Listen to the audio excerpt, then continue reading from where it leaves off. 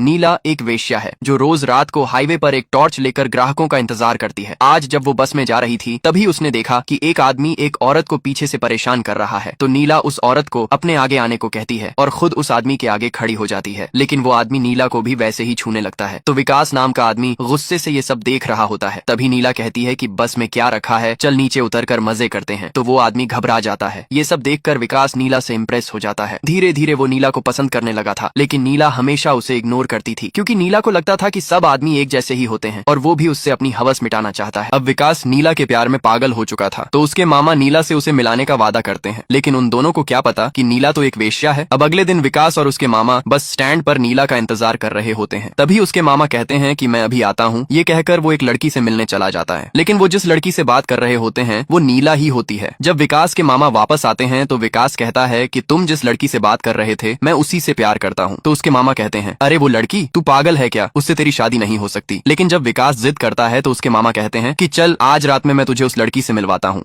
अब विकास के मामा उसे ऐसी जगह लेकर जाते हैं जहां लड़कियां एक टॉर्च लेकर ग्राहकों का इंतजार कर रही होती हैं। जब विकास सामने देखता है तो उसके होश उड़ जाते हैं क्योंकि उसी लाइन में नीला भी एक टॉर्च लेकर खड़ी थी। ये देखकर विकास कुछ समझ नहीं पाता। तो उसके मामा कहते हैं कि देख ले अपने प्यार को, सिर्फ 300 रुपए में मिलता है। लेकिन विकास कुछ भी नहीं बोलता, जैसे मानो उसका दिल टूट गया हो। तभी विकास का मामा नीला से कहता है कि देख ये मेरा भांजा है, बिल्कुल कुंवारा, इसे अच्छे से ट्रीटमेंट देना। फिर नीला विकास का हाथ पकड़कर उसे अपने साथ ले जाती है। नीला विकास को एक कमरे में ले जाकर अपनी साड़ी उतारने लगती है और कहती है तुम भी वैसे ही निकले। तो विकास कहता है कि नहीं, मैं वैसा बिल्कुल नहीं हूँ, और वो नीला का पल्लू ठीक कर देता है। ये सब देखकर नीला विकास के पैसे वापस करके जाने लगती है। तो विकास उसे रोककर पूछता है कि आखिरकार तुम ये सब काम क्यों करती हो। तो नीला कहती है कि ये सवाल आने वाला हर ग्राहक पूछता है और मेरे पास ये सब बताने का टाइम नहीं है। फिर वो चली जाती है। विकास उसे देखता रहता है। इस बात पर उसके मामा उस पर हंसते हैं, लेकिन विकास फिर भी नीला को पाना चाहता था रही होती है। तो विकास फिर से एक बार उसके पास आता है तो नीला सोचती है कि यह तो पीछे ही पड़ गया, लेकिन इस बार वह नीला को नहीं बल्कि उसके पास में खड़ी दूसरी लड़की को चुनता है। तो नीला को जलन होने लगती है। वो लड़की विकास से पूछती है कि तुम तो नीला से प्यार करते हो, फिर मुझे क्यों चुना। लेकिन विकास कुछ भी नहीं बोलता। तो वो लड़की कहती है अब कुछ करो भी, मुझे और भी काम करना है। तो विकास कहता है मैं तो शुद्ध शाकाहारी हूँ, और वो उसे बिना काम के पैसे देने लगता है। तो वो लड़की पैसे वापस कर देती है। तो विकास कहता है मुझे नीला की कहानी सुननी है, आखिरकार वो इस धंधे में कैसे आई। तो वो लड़की कुछ बता पाती तभी वहाँ पर उसका मालिक आकर उसे भगा देता है। अब अगले दिन विकास सीधा नीला के घर जाता है। तो वो कहता है मुझे पता है कि तुम एक अच्छी लड़की हो, तो फिर इस धंधे में क्यों आई। तो नीला उसे बताती है कि उसका पति बीमार है और वो उसके ऑपरेशन के लिए पैसे इकट्ठे करना चाहती है। जब उसके पास पैसे हो जाएंगे तो वो ये काम छोड़ देगी। तो विकास नीला को एक आदमी का नाम बताता है जो गरीब लोगों का फ्री में इलाज करवाता है।